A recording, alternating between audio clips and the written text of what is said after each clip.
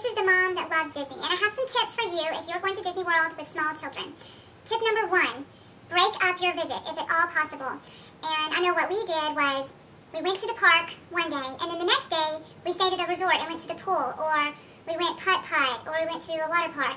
And then the following day we went back to a Disney park, and then the next day we went back to the pool and kind of had downtime. The very first time that we went with small children, we went park to park to park, back to back to back, consecutive days.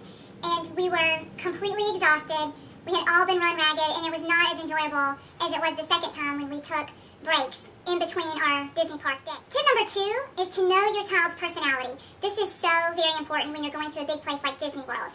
You have spent all this money and you want it to be the most magical that it possibly can, but in a lot of ways, Disney World can be terrifying for small children. They don't understand what's going on, they think stuff is real when it's not.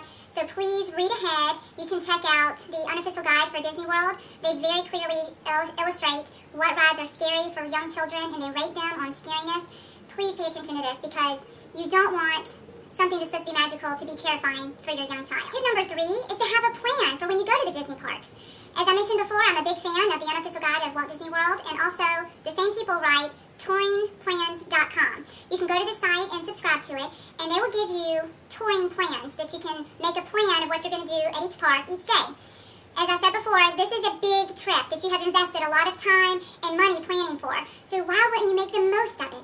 You want to know where you're going to go, where you need to go first. Don't just walk in willy-nilly and think that you're going to see everything you want to. It's not going to happen. You need to know what things are most important to your family to see. You'll have a plan of where you're going to go and how you're going to get around the parks. It'll be so good. Tip number 4 is to do character dining if at all possible.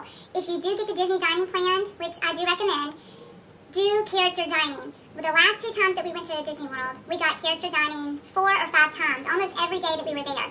This was a huge help to us because our kids knew they were going to be seeing the characters every day. The characters come around to your table, they hug your child, love on them, take their picture with them. And this way, our children didn't feel like they had to wait in line at the Disney park for an hour to get to hug their favorite character. I hope this helped. I hope you have a great time at Disney World. This is the mom that loves Disney. Bye.